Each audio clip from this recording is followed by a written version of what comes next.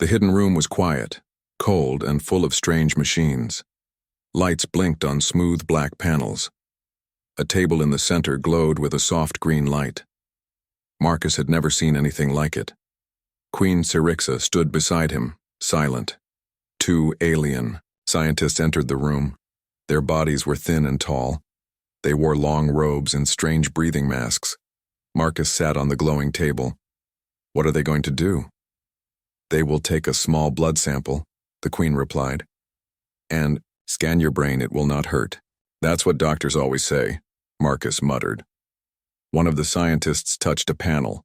A thin arm moved out from the machine and gently pressed against Marcus's neck. There was a quick sting, then a soft beep. It is done, the scientist said in a low voice. Another machine floated close to Marcus's head. A soft light passed over his skull. Marcus closed his eyes. The light felt warm. Too warm. Then he saw something. A memory, but it wasn't his. He saw a battlefield filled with smoke. Strange alien ships flew overhead. Armored soldiers shouted in a language he didn't know, but somehow understood. He was there. But not as Marcus. He was someone else. A leader. A warrior. A Zarnak. The vision ended as quickly as it came. Marcus opened his eyes, breathing hard. What was that? He asked. Queen Syrixa stepped closer. Her voice was calm but serious. A memory, one that does not belong to you. The scientists spoke quietly with each other, looking worried. Tell me what you saw, the Queen said. Marcus told her everything. She nodded slowly. That memory belongs to General Vorkon. Your ex-husband, Marcus said. Yes. But I'm human. You are, but the results say otherwise. One of the scientists handed her a glowing panel. She looked at it carefully. There are signs of Zarnak DNA inside you, small pieces, hidden deep in your cells. Marcus stood up, angry. Are you saying I'm not human? You are mostly human, she said, but someone added something else. Who? I don't know, but it was done carefully, secretly, maybe long ago. Marcus looked down at his hands. They looked the same, but now he wasn't sure who he really was. The Queen walked to the door. We need to speak to your leaders. Earth must explain. They won't like this, Marcus said. They don't have to like it, she answered, but they will talk. As they left the room, Marcus felt a strange pressure in his chest. Not fear, but something deeper. He was not just a soldier anymore. He was a mystery, and someone, somewhere, had the answers. The meeting room on the human side of the embassy was filled with serious faces. Earth's top diplomats and military leaders sat around a long table. Some wore suits, others wore uniforms with medals, but none of them looked happy. Marcus stood near the back of the room. Queen Syrixa sat across from the human officials. Her glowing eyes were calm, but sharp. On the table between them was the DNA report. This is not possible, said General Rains, a strong, gray-haired man. He's human, fully human. Queen Syrixa tapped the report. The evidence says otherwise. He carries Zarnak genetic material. That doesn't happen by accident. Another diplomat leaned forward. Are you accusing Earth of genetic experiments, Your Majesty? I'm not accusing, she said. I'm asking for answers. All eyes turned to Marcus. He stayed quiet, but inside he felt like he was on fire. A part of him wanted to scream. Another part wanted to run. General Rains stood. Corporal Hale was born on Mars Colony 3. His records are clean. His parents were both Terran. I reviewed the files myself. What if the records were fake? The Queen asked. Impossible. We keep tight control on our citizens' data. Syrixa leaned back. Then someone is lying to both of us. The room went quiet. After the meeting, Marcus was pulled into a private room. General Rains followed him in. Listen carefully, Rains said. You are still a soldier and you follow Earth's command. Do not forget that. Marcus crossed his arms. I didn't ask for any of this. I know. But now the aliens see you as important. Maybe too important. That makes you dangerous. To them and to us. You think I'm a weapon? I think you're a question. And some people don't like questions. Suddenly the door opened. A woman in a black suit stepped in. Her eyes were cold, her voice smooth. "Corporal Hale," she said. "I'm Agent Mira from Terran Intelligence." Marcus nodded. "More questions?" She smiled faintly. "Just one. Have you ever heard of something called Operation Mirror Flame?" Marcus shook his head. Agent Mira looked at Rains. "He doesn't know." "What is it?" Marcus asked. "An old black project," she said. "Rumors say it was about creating hybrid soldiers using alien DNA." Marcus stared at her. "You think I'm one of them?" "I don't think. I know." The room spun in Marcus's mind. Was that really possible? Had he been created in a lab? Built like a weapon? Mira stepped closer. "You were never meant to know. But now the Queen does. And that changes everything." Rains nodded slowly. "We have to protect you. And control the story." "What if I don't want to be controlled?" Marcus asked. The general's voice turned cold. "Then you become a threat." Marcus looked out the window at the alien towers glowing in the distance. His life was no longer his own, and he was starting to remember things that didn't belong to him. Marcus couldn't sleep that night. He sat alone on a small balcony inside the embassy. The stars above were sharp and cold, shining through the energy shield that covered the building. Below, Earth's capital, city glowed like a sea of light. His mind was full of questions. Who was he really? Was he just a soldier? Or something made in a lab like Agent Mira said? He touched his arm where the needle had drawn blood earlier. The Queen's scientists had found alien DNA, Zarnak DNA, deep inside him, but how and why? Suddenly a flash of light filled his eyes. Another memory. It came without warning, like a dream breaking into the real world. He was standing in a desert, burnt red skies, black sand. Zarnak banners flew in the wind.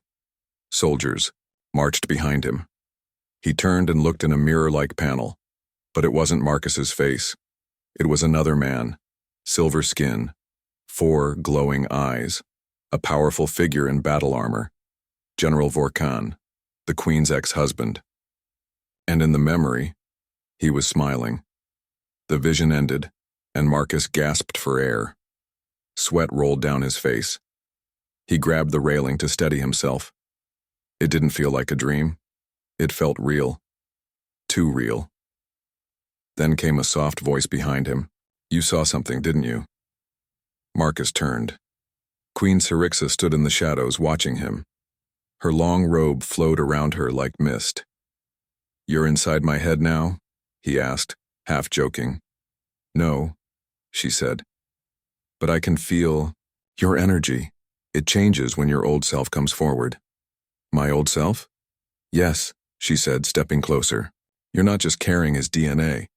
You are carrying his memories, his soul, pieces of him inside you." Marcus laughed bitterly. "So now I'm his ghost?" "You're more than that," she said softly. "You are a bridge between your kind and mine. I didn't ask to be that." "No one asked to be chosen," she replied. "But they are still chosen." They stood in silence for a moment. Then the Queen looked at the sky. "Vorkan was not just my mate," she said. "He was a warrior who betrayed his people. He started a war. He destroyed peace. But I once loved him." Marcus stayed quiet. "I don't know why part of him lives in you," she continued, "but I feel it. His strength, his rage, his pain, and something else." "What?" "Regret." Marcus looked at her. "You think he put himself inside me?" "Maybe not him, but someone did. Someone powerful. Someone with a plan." Suddenly, alarms blared through the embassy. Red lights flashed across the walls. A voice shouted from the hallway, "Security breach! Intruders on the lower level!" Marcus and the Queen locked eyes. "Stay close to me," she said. "Trust me," Marcus replied, reaching for his weapon. "Whoever's coming, they picked the wrong night." And together they ran toward the danger, toward the answers waiting in the dark. Red lights flashed all over the embassy as Marcus and Queen Syrixa moved quickly through the long silver hallway. The floor shook under their feet. The alarms kept screaming, warning of intruders. Soldiers ran past them in full gear. "What's happening?" Marcus asked a passing guard. "Unknown enemies broke through the outer gates," the soldier said. "We think they're looking for the Queen, or you." Marcus felt his chest tighten. They reached the lower level, where the walls were thicker and the lights darker. Smoke filled the air and the smell of burning metal was strong. A door had been blasted open. Wires sparked from the ceiling. Syrixa raised her hand, and a small blue shield formed in front of them. "Stay behind me." But Marcus stepped in front of her instead. "No. I fight." Suddenly, shadowy figures came out of the smoke. They wore dark suits with no markings. Their faces were covered by masks. They didn't look like Earth soldiers or Zarnak warriors. They looked like ghosts. One of them raised a weapon and pointed it straight at the Queen. Marcus moved fast. He tackled the enemy, knocking the gun away. The two rolled across the floor, punching and kicking. The enemy was strong, but Marcus was faster. Something deep inside him came alive, a skill he never learned, a movement that wasn't human. He spun around, disarmed the attacker, and slammed him to the ground in seconds. Queen Syrixa used her power, sending a wave of blue energy that threw the other intruders against the walls. They screamed as their weapons shorted out. More guards arrived and secured the hallway. Syrixa walked over to Marcus, who was still breathing hard. "You fought like him," she said. "Like who?" Marcus asked. "Like Vorkon," she whispered. "You moved just like he did in battle." Marcus looked at his hands, surprised by his own strength and speed. "I didn't think, I just reacted." The enemy bodies were scanned.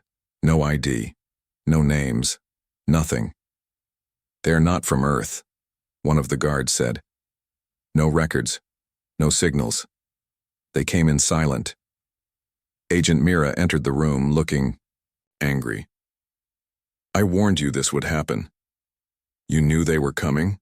Marcus asked. "I knew someone was watching you," Mira replied. "You're not just a mystery, Marcus. You're a threat to someone's plan." Queen Syrixa stepped forward. "And that plan almost killed us." Marcus looked at the broken wall, the burned hallway, the dead soldiers. "Someone's afraid of me, of what I might become." "They should be," the Queen said, "because you're only starting to remember." Marcus nodded slowly. "Then it's time I find out everything. No more secrets." "Agreed," she said. "But we'll need to go deep into Zarnak territory. Into forbidden space." "That's where the truth is?" he asked.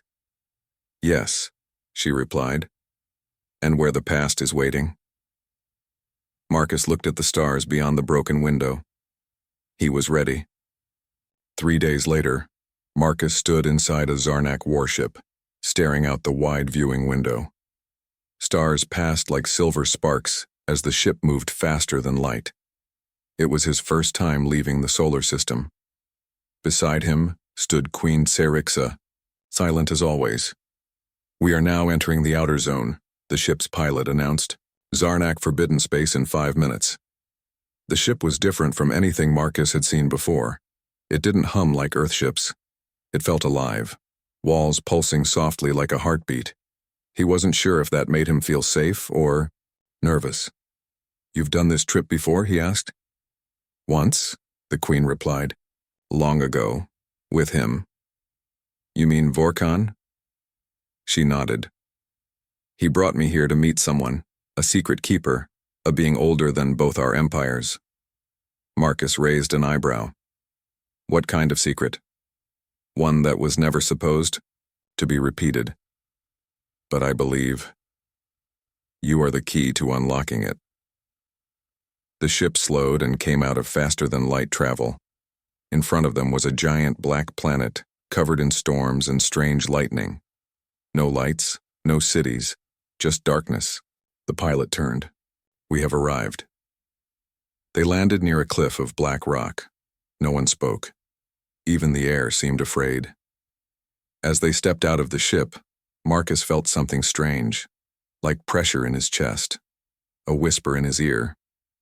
Words he couldn't understand but somehow knew. Tsirixa noticed. "You feel it too?" "Yeah," he said quietly. "It's like something calling me." They walked through a stone passage under the cliff. Glowing crystals lit the path. The air was cold and heavy. After a long walk, they reached a large chamber with walls covered in strange symbols. In the center stood a tall, thin being with 4 arms and no face, just a smooth silver mask. Marcus froze. He had seen this figure in one of his visions. The being spoke, its voice deep and echoing. "Welcome, General Vorkon." "I'm not him," Marcus replied. The being turned to Tsirixa. "He does not know. He is only beginning to remember," she said. The being stepped closer. "Then let me help him." Without warning, it touched Marcus's forehead with one long, cold finger. A blast of memories rushed into Marcus's mind. Explosions, stars burning, armies marching, a child crying, a promise made in blood, and a voice, his voice but not his body. "I will return in another form to fix what I destroyed." Marcus gasped and fell to his knees. Tsirixa caught him. "Marcus." He looked up slowly, his eyes full of shock. I made this happen," he said. "All of it. The war. The deaths. I chose to come back. As a human." The being nodded. "Now you must finish what you began, or the galaxy will burn again." Marcus stood, shaking. "I don't want to be him," he whispered. "You already are," the Queen said. "But now, you can choose a different path." Marcus sat alone on the black stone floor of the ancient chamber. His hands were shaking. His mind was full of voices, his own and another that sounded like him, but colder, older, heavier with guilt. Queen Tsirixa watched him from a distance. She had seen this before, soldiers broken by truth. But Marcus was not just any soldier. He was a man who carried 2 souls. The ancient being, the guardian of memories, stood still like a statue. It had shown Marcus the truth, memories from a past life, choices made, and a plan that was never completed.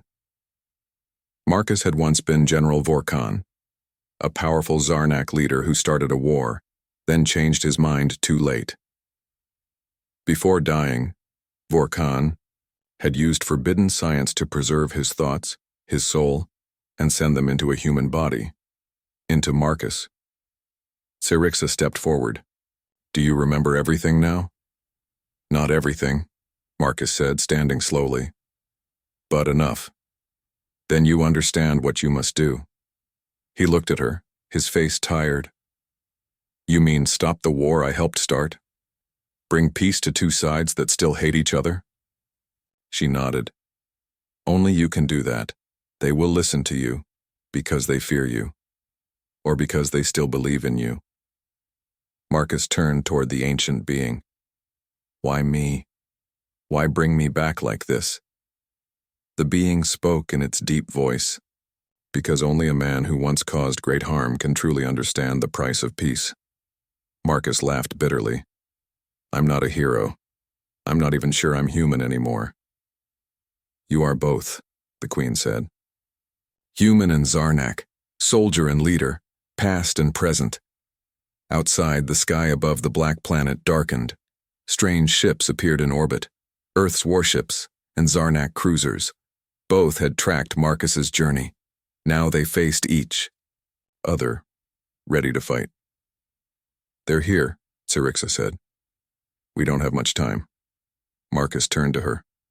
"If I go out there, they'll try to use me or kill me." "Yes," she said. "But if you don't go, this galaxy burns." Marcus looked at his reflection in the smooth crystal wall. His face was human, but behind his eyes was something ancient, something powerful. He touched his chest. His heart still beat like a man's. Not a machine, not a god. Just a man who had made mistakes and had one last chance to make them right. He took a deep breath.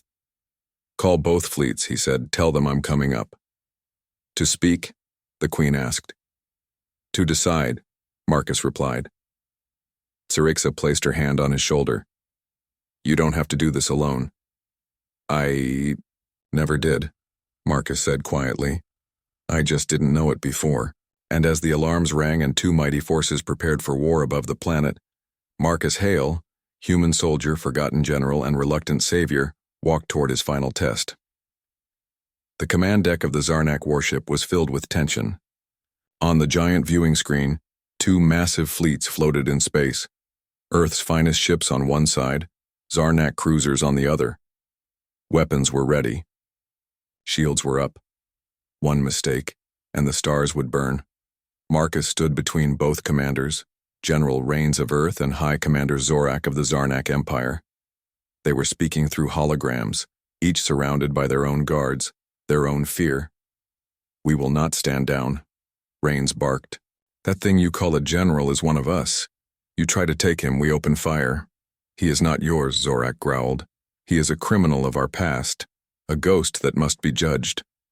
Marcus stepped forward. His voice was calm but strong. "Stop, both of you." Everyone went silent. "I am Marcus Hale," he said, "a human, a soldier, but I also carry the memories of General Vorkan, the man who caused this war. I didn't ask for it, but now I have to fix it." Zorak sneered. "You expect us to trust a hybrid?" "No," Marcus said. "I expect you to listen, just for once. We are standing on the edge of another war. If we fight now, billions will die. Again." Reigns crossed his arms. "What's your plan, Corporal?" "Not Corporal," Marcus said. "Not General either. Just a man trying to stop history from repeating." He looked around the room. "I will surrender myself, not to Earth, not to Zarnak, but to both. I will let both sides question me, test me, study me, together." Both commanders frowned. "That's impossible," Zorak said. "No, it's not, Queen Syrixa." Commander Elias Rourke woke up to the smell of smoke and burning wires. The emergency lights inside his ship blinked red. Sparks fell from the ceiling like fireflies. His head throbbed. His ears rang. He had crash-landed. He unbuckled himself and stumbled through the narrow corridors of his small scout ship, the Vanguard. The systems were offline. The engines were dead. Life support was holding, but barely. A cracked screen showed the name of the moon. Virex 9. "Perfect," Elias muttered. "Middle of nowhere." Virex 9 had been marked as a war grave. No one came here. It was quiet, cold, and haunted by the past. A major battle had taken place years ago. Humans and aliens tearing each other apart. No survivors, no peace, just ashes. Elias grabbed his gear, an oxygen mask, a pistol, a scanner, and a flashlight. The air outside was toxic. He sealed his helmet and opened the hatch. A gust of wind greeted him, carrying the scent of metal and death. The landscape was a graveyard. Twisted remains of alien and human ships littered the land. Blackened skeletons of buildings reached into the sky like broken fingers. Strange shadows moved in the mist, but nothing solid showed on his scanner. He moved slowly, carefully. Every step echoed on the dry, cracked ground. He searched for supplies, tools, anything to help fix his ship. Then he saw it. Half covered in dust and rubble was a massive alien structure. Tall, curved like a shell, its walls shimmering with faded energy. Symbols he couldn't read were carved into its surface. A palace? A temple? He didn't know. Curiosity pulled him forward. Inside, it was dark and cold. The halls were silent except for the hum of broken tech. He passed empty armor suits, Synthari, the enemy race from the war, tall, insect-like warriors. All dead now. Or so he thought. As he entered a large chamber, his scanner beeped. Life detected. His heart jumped. He raised his pistol and followed the signal to the corner of the room. There, lying against a collapsed pillar, was a figure. She was injured. Her body shimmered with blue scales and silver armor cracked at the chest. A long, torn cape trailed behind her. Her eyes opened, golden and glowing with pain. She tried to lift her arm, a weapon forming from her wrist. Elias didn't shoot. Instead, he lowered his weapon slowly. He reached into his bag and pulled out a water pack. He tossed it to her. She stared at him in disbelief. "Why, help me," she asked through a broken translator. "I'm just a man," he said, "but I don't like seeing people die." For a long moment, she said nothing. Then, with a shaking hand, she drank. The alien woman rested against the pillar, her breathing slow but steady. The water Elias gave her had helped, but she was still weak. Her armor was cracked. Her skin had cuts. She looked both dangerous and fragile. Elias kept his distance, but stayed nearby. He watched her carefully just in case. Her golden eyes followed him as he set up a small camp near the wall. He placed down a heater, some lights, and a scanner to watch for danger. The chamber was large, round, and broken from past battles. Bits of old tech and fallen statues lay around them. She spoke again, her voice low and tired. The translator, on her wrist, buzzed and clicked before turning her words into something he could understand. "You are human." Elias nodded. "Commander Elias Rourke, Earth Fleet." She said nothing for a while, just stared at him with those glowing eyes. Finally she said, "I am Arakshal, Queen of the Zinthari." Elias blinked. A queen? He looked around at the ruined palace. This place had once been full of power, maybe glory. Now it was dust and silence. "You were the enemy," he said carefully. "So were you," she replied, her voice calm. "But you gave me water. No soldier does that." "I'm not here to fight anymore," Elias said. "I crashed, just trying to survive." She gave a weak smile, barely a twitch of her mouth. "Strange human." He handed her a small packet of food. She stared at it like it was poison, then slowly opened it and took a bite. Her eyes widened. "It tastes not terrible." Elias chuckled. "It's the best compliment Army rations ever got." They sat in silence after that. Outside, wind howled through broken walls.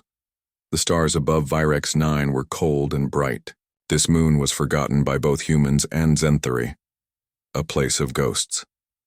Elias checked her wounds. "You're lucky. No infection yet, but you won't last long without help." "I already accepted death," she said.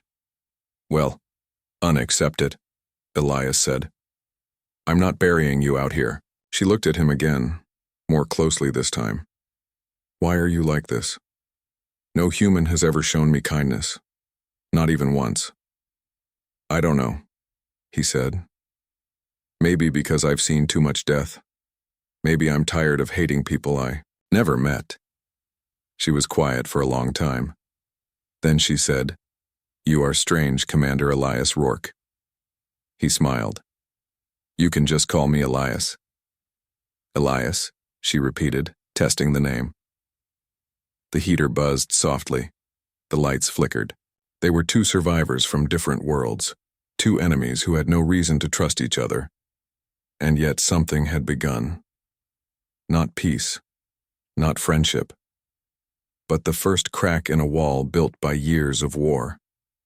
The days passed slowly on Virex 9. Elias stayed inside the ruined palace, fixing what little equipment he had. His ship was too far to reach with the Queen in her weak condition, and the toxic air outside made every trip dangerous. So he stayed, and she stayed. Queen Arakshal spent most of her time resting. Her wounds were healing slowly, but she was still too weak to move much. Elias gave her food, water, and medicine. She never asked, but she never refused again. They spoke little, but something had changed. The silence between them was no longer cold, it was calm, even peaceful. Sometimes Elias talked just to fill the air. Back on Earth, I lived near a forest, big trees, real green, he said once while adjusting the broken translator drone. Birds used to sing every morning. You'd hate the noise. HFY tilted her head. I have never seen a tree. He looked at her, surprised. Never? I was born on a warship, she said. Raised in a palace. Trained for battle. Trees were in stories, not in life. Elias thought about that. A queen raised without nature, without peace, only war. No wonder we fought each other, he muttered. She didn't respond, but her eyes stayed on him longer than usual. One night, a storm blew over the moon. Dust and ash filled the sky. The old palace walls groaned under the wind. Elias and HFY sat close to the heater. The power flickered. Then, out of the blue, she asked, Do you have family? Elias looked down. Had. My brother died in the first Zenthari attack. My parents followed a year later, bombing in Mars City. I see, she said quietly. You? My mate was a general. He fell in the second wave. My daughter died before birth, poisoned air during the siege. Their eyes met. No more words were needed. They were both victims of a war they didn't start. Both had lost everything. And yet, here they were. Two survivors who should have been enemies but had only each. Later, while Elias worked on building a stronger radio beacon, HFY stood on shaking legs. He turned. You should rest. I need to move, she said. My strength will not return if I stay still. He walked over to help her, but she raised a hand. Let me try alone. He nodded. Step by step, she walked across the chamber, slow, painful steps, but she didn't fall. Elias smiled. Not bad, Your Highness. She gave him a small glare. Call me that again and I will stab you. They both laughed. It was the first time either of them had laughed on this dead world.